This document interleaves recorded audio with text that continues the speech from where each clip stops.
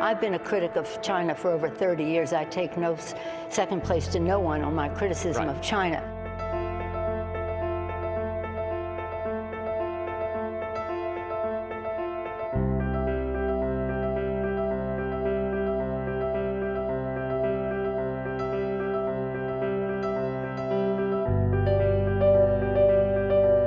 If we don't speak out against violations of human rights in China because of commercial interest, we lose all moral authority to speak out against human rights violations any place in the world.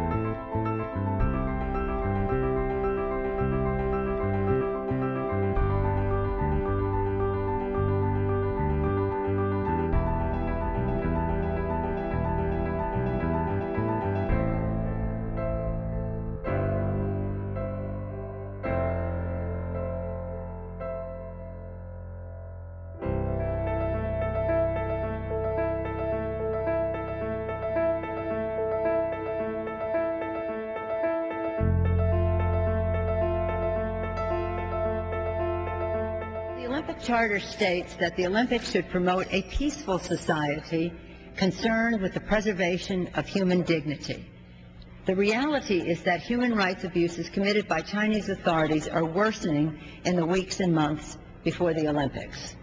In exchange for the privilege of hosting the Olympic Games, the Chinese government made commitments of freedom of the press, human rights, and on the environment.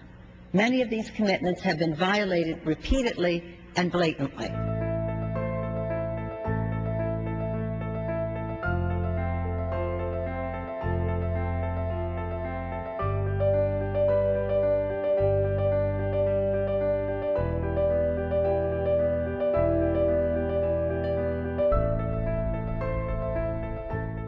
We're sending Beijing a clear signal that they will be held accountable for interfering in Tibet's religious and cultural affairs, making it clear that Chinese officials who meddle in the process of recognizing the new Dalai Lama will be subject to targeted sanctions.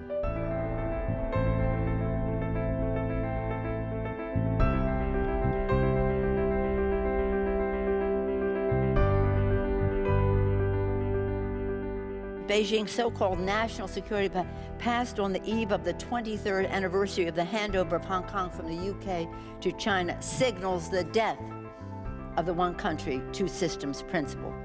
I rise in support of the Uyghur Forced Labor Protection Act and the Uyghur Forced Labor Disclosure Act, two strong bipartisan bills to send a strong message to Beijing and to the world that the U.S. Congress will not allow human rights to be sacrificed for commercial interest.